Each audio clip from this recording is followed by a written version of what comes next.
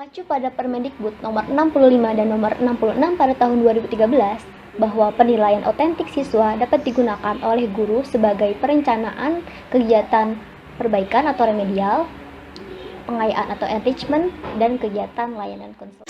Nah, pembelajaran remedial dilakukan ketika siswa teridentifikasi oleh guru mengalami kesulitan pada KD atau pembelajaran yang sedang berlangsung. Guru dapat melakukan remedial atau perbaikan langsung ketika proses pembelajaran berlangsung tanpa menunggu hasil ulangan harian. Nah, proses pembelajaran remedial ini dapat dilaksanakan di luar jam efektif pelajaran atau juga dapat dilaksanakan ketika proses pembelajaran sedang berlangsung. Mengacu pada KBBI 5, remedial ini berarti berhubungan dengan perbaikan atau bersifat menyembuhkan. Sedang dalam Oxford Dictionary tahun 2009, remedial berarti pemberian perbaikan pada siswa yang mengalami kesulitan belajar. Lalu, bagaimana praktek remedial yang ada di sekolah-sekolah? Dan bagaimana pendapat siswa mengenai hal ini? Apakah remedial berkorelasi positif terhadap pemahaman siswa? Lalu, bagaimana praktek remedial yang ada di sekolah? Dan bagaimana pendapat siswa mengenai hal ini? Dan apakah pembelajaran remedial ini berkorelasi positif dengan pemahaman siswa? Mari kita simak hasil wawancara saya terhadap 3 orang siswa mengenai pembelajaran remedial berikut ini. Nama saya Nur Hasanah. Nama saya Tiavanka. Nama saya Lupanul Hakim. Bang. Pernah? Iya, saya pernah remedial. Pernah. Menurut saya remedial itu berarti mengulang kembali karena nilai saat ulangan itu belum mencapai target ataupun KKM yang diberikan oleh guru tersebut. Menurut saya, remedial adalah ujian ulang yang dilakukan ketika siswa mendapatkan nilai di bawah KKM. Remedial itu adalah metode penambahan nilai jikalau nilai kita kurang dari KKM.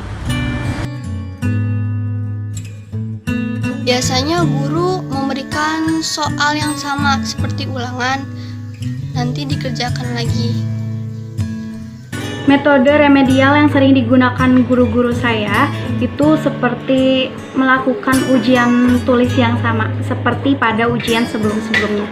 Metodenya yaitu adalah kita mengulang ulangan yang telah kita lakukan, atau bisa juga dengan syarat yang lain seperti misalkan bikin makalah atau misalkan bikin tugas-tugas yang lain yang bisa memenuhi syarat nilai supaya kita memenuhi KKM.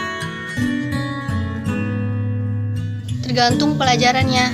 Misalnya kalau pelajaran matematika, kalau misalnya saya dikasih ulang soal yang sama, maka saya masih belum mengerti.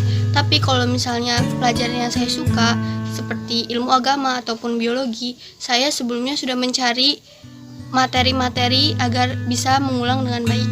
Saya suka dengan metode tersebut karena sebelum remedial saya bisa bertanya-tanya kepada teman saya yang nilainya sudah di atas KKM sehingga saya mudah untuk mendapatkan nilai yang maksimum ketika melakukan remedial.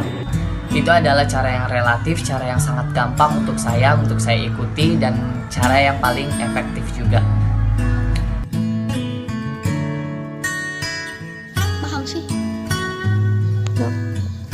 Ya, paham dengan soalnya. Tapi kalau dengan materinya diberikan soal yang beda, belum tentu. Paham atau tidaknya kalau saya itu tergantung pelajarannya. Kalau misalkan saya lumayan suka dengan pelajaran tersebut, biasanya saya akan paham setelah melakukan remedial. Sedangkan untuk mata pelajaran yang saya tidak sukai, saya sulit untuk memahaminya walaupun sudah dilakukan remedial. Untuk paham atau tidaknya itu adalah dari diri kita sendiri, apakah kita mau mengulas kembali pelajaran yang telah kita pelajari ataupun tidak. Menurut saya pribadi itu kurang tepat. Menurut saya, metode seperti melakukan ujian ulang dengan soal yang sama itu sudah bagus namun kurang tepat. Menurut saya tepat dari segi waktu, dan dari segi waktu itu emang sudah efektif sekali untuk tidak menguras waktu terlalu banyak.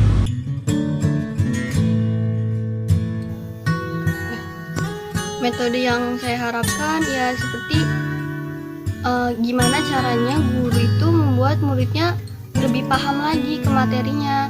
Misalnya kayak kuis ataupun kayak kita suruh ngeresum ulang materi yang diulanganin ataupun ya dengan cara-cara lain. Akan lebih tepatnya lagi jika dilakukan ujian ulang namun dengan soal yang berbeda. Dan soal-soal yang belum dimengerti oleh setiap siswa yang di remedial dijelaskan secara ulang oleh Tidak ulangan kembali. Dengan kata lain yaitu dengan metode pemberian tugas di luar kata ulangan. Maksudnya yaitu dengan memberikan tugas seperti membuat makalah atau lain sebagainya. Dari hasil wawancara tersebut, kita dapat menarik beberapa poin, yakni pertama, siswa secara umum telah mengetahui makna dari remedial, yakni perbaikan.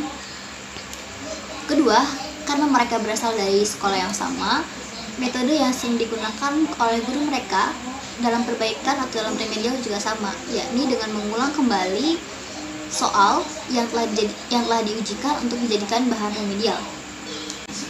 3. Terkait pemahaman, mereka menekankan bahwa pemahaman tergantung pada ketertarikan mereka terhadap mata pelajaran tersebut.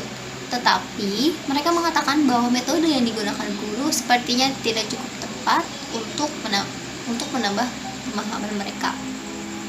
Dan yang keempat adalah, mereka sama-sama merekomendasikan metode yang jauh berbeda dengan apa yang dilakukan oleh guru mereka. Kebanyakan dari mereka mengatakan bahwa metode yang paling tepat untuk meningkatkan pemahaman mereka adalah metode-metode di luar tekstual seperti membuat makalah dan sebagainya. Dari hasil wawancara tersebut, kembali pada pertanyaan awal saya, apakah pembelajaran remedial di sekolah telah berhasil memberikan dampak positif terhadap pemahaman siswa? Jawabannya adalah belum. Mengapa demikian? Karena dari pertanyaan saya tentang pemahaman, para siswa menjawab bahwa pemahaman mereka bergantung pada tingkat minat mereka terhadap pelajaran tersebut. Secara tidak langsung, mereka mengatakan bahwa metode pembelajaran remedial yang dilakukan oleh guru mereka di sekolah tidak cukup mampu menambah minat mereka terhadap pelajaran yang tidak mereka kuasai. Padahal, ketertarikan ataupun minat kita terhadap sebuah pelajaran itu berkorelasi pada hasil belajar siswa. Bagaimana perbaikan dapat memiliki dampak maksimal jika metode remedial atau remedial yang dilakukan oleh guru memiliki sedikit sekali dampak kepada pemahaman siswa? Evaluasi yang bisa dilakukan adalah baik guru maupun pihak sekolah dapat mengembangkan sebuah metode remedial yang lebih kreatif dan inovatif dan tidak hanya berfokus kepada tekstual. Misalnya, kita dapat membuat diskusi tentang materi yang telah diujikan untuk menambah pemahaman, atau mungkin dengan membuat percobaan-percobaan yang menarik, atau mungkin menganalisa dari kehidupan atau lingkungan sekitar. Inilah mengapa seorang guru selalu dituntut untuk menjadi orang yang kreatif dan inovatif, karena dari tangan-tangan gurulah bibit-bibit generasi muda menerus bangsa kita dipupuk menjadi bibit-bibit yang unggul. Jangan lelah berbuat baik, panjang umur kebaikan, dan tetap di rumah aja. Salam literasi.